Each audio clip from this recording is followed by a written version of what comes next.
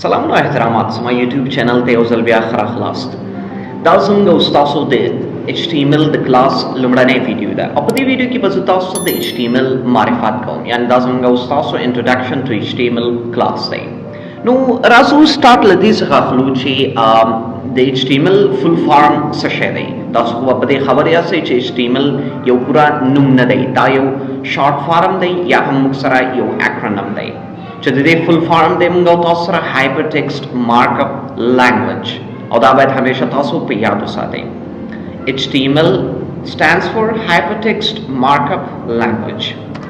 دویمه خبره چې تاسو باید د HTML لپاره خبر اوسئ په دې چې HTML uses a markup system composed of elements which represent specific content. دینه مطلب دا دی چې HTML د یو مارکاپ سیستم نه استفاده کوي کوم چې موږ او تاسو څه شی ریپرزنټ کوي، یو مشخصه کانټنټ، یعنی د HTML چې هر الیمنت دی دا یو مشخصه کانټنټ موږ او تاسو ته ریپرزنټ کوي. دریم پوینټ دلته داس دی چې markup means that with HTML you declare what is represented to a viewer. د دې مطلب موږ او تاسو سره دا دی چې HTML markup اصل کې معنا موږ سره دا دی چې څه شی چې تاسو په یو ویب سایټ کې ګورئ یا یو ویور یو ویب سایټ کې ګورئ دا ټول دلته د HTML په واسطه راغلی. که چیرې تاسو یو عکس ګورئ یا هم یو ټیکسټ ګورئ یا هم یو ویډیو ګورئ، نو دا ټول په یو ویب سایټ کې د HTML په واسطه راغلی دی. یعنی څه چې یو ویور ګوري دا ټول په یو ویب سایټ کې د HTML په واسطه راغلی دی.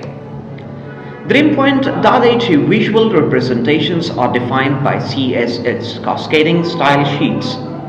دینه مطلب دا دی کوم سټایلونه چې موږ او تاسو په یو ویب سایټ کې ګورو دا ټول د CSS په واسطه په دې کې جوړ شوي دي. یعنی که چیرې تاسو یو فونټ ګورئ چې د هغې فیملی چینج دی یا د هغې سایز چې کوم ګورئ یا د هغې رنګ ګورئ یا نور څه مختلف ډیزاینونه دي، دا ټول په یو ویب سایټ کې د CSS په واسطه کېږي چې دا یو جدا لینګویج دی، یو جدا ژبه دی چې په دې باندې به هم موږ او تاسو وروسته د HTML نه کار کوو. نو اکثره خلکو سره دا فکر وي چې کوم ډیزاینونه هم چې کېږي دا ټول د HTML په واسطه کېږي، خو دا خبره بالکل غلط دی. د HTML په واسطه یوازې موږ د یو ویب سایټ سټرکچر ساختمان جوړوو. یعنی په یو ویب سایټ کې چې کوم عکس تاسو ګورئ، یو ویډیو ګورئ، یو ټیبل ګورئ یا هم یو ټیکسټ ګورئ، دا ټول په یو ویب سایټ کې د HTML په واسطه راغلي. خو د دې کې چې کوم دننه ډیزاینونه دي یا سټایلونه دي دا ټول بیا د CSS په واسطه ترسره کېږي.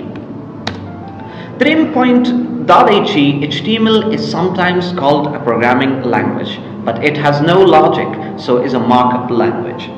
اکثره خلکو سره دا فکر وي چې HTML یو programming language دی، مګر دا خبره بالکل غلط دی ځکه چې HTML موږ او تاسو سره هیڅ یو لاجیک یا منطق نه لري. نو دا موږ سره یو programming language نه دی بلکې یو markup language دی. نو دا خبره بالکل غلط دی که یو کس وایي چې HTML یو پروګرامینګ یا د پروګرامینګ یو ژبه دی، دا یو مارکاپ لینګویج دی صرف. اوس راځو که چیرې یو کس غواړي چې HTML زده کړي، د دې لپاره څه ریکوایرمنټس دي که چیرې غواړي په HTML کې کار وکړي. نو ریکوایرمنټس د HTML لپاره موږ سره جسټ کوډ ایډیټر، یو کوډ ایډیټر باید تاسو سره اوسي. دویم یو ویب براوزر باید تاسو سره موجود اوسي. نو کوډ ایډیټر هم په مارکیټ کې موږ سره ډیر زیات دي او ویب براوزر هم ډیر زیات دي. دا ستاسو خوښې پورې مربوط دی چې هر یو ستاسو خوښه وي کولی شئ هماغې نه استفاده وکړئ. خو کوم چې زه تاسو ته ریکمنډ کوم هغه موږ او تاسو سره د کوډ ایډیټر برخه کې چې کوم ما چې څومره کار کړی تر ټولو ښه کوډ ایډیټر ویژوال سټوډیو کوډ دی چې نن سبا ډیری پروګرامران یا ویب ډیولپران د دې نه استفاده کوي.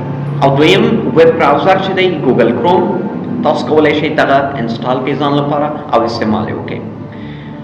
او د ویژوال سټوډیو کوډ انسټالولو طریقه موږ سره ډېره اسانه دی. ګوګل کروم کې یا هر ویب براوزر چې تاسو سره وي هماغلته ویژوال سټوډیو کوډ ډاونلوډ سرچ کړئ او هغې نه وروسته د دې چې کوم رسمي پیج دی د هغې څخه یې ډاونلوډ کړئ او انسټال یې کړئ. او ویب براوزر چې هر یو تاسو سره موجود وي هیڅ فرق نه کوي.